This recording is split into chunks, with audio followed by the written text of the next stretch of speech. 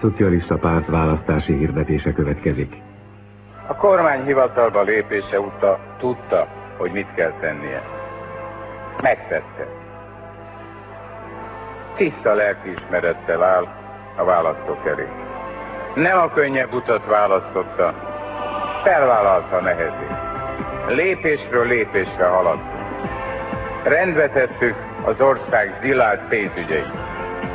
Magyarország már nem az eladósodás kényszerpályáján mozog. Itt valódi átalakulás ment végre. Végigvittük a gazdasági rendszerváltást.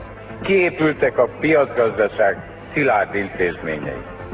Megteremtettük a teljesítmény elvű haladás feltételeit. Nekünk, Magyarország lakóinak most jött el az, amire olyan régóta vágyunk. Évtizedek óta nem látott gazdasági növekedés és kiegyensúlyozott pénzügyek. Nem kell hiteleket kergetnünk azért, hogy fejlődhessünk. Képesek voltunk idevonzani a világ vezető cégeit és pénzeit.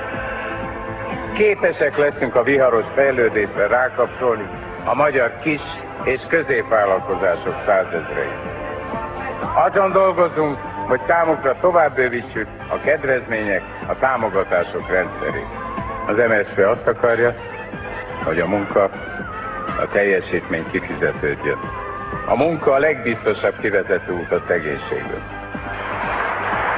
Egyenlő esélyeket kell teremtenünk az oktatásba, hogy egyenlők legyenek az esélyek a munkában. Nem fogadjuk el, nem nyugszunk bele. Hogy nincs kellő biztonság a közterületeken, a boltokban, a lakásokban, a hétvégi telkeken. Mindannyian féltjük a családunkat.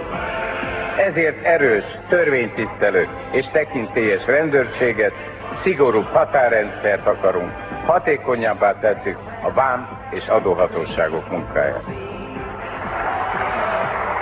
Szavazzanak a politikában a nyugalomra, a gazdaságban a növekedésre, a társadalomban az esélyre, a jólétre, a biztonságra. Szavazzanak a sikeres folytatásra. Köszönöm.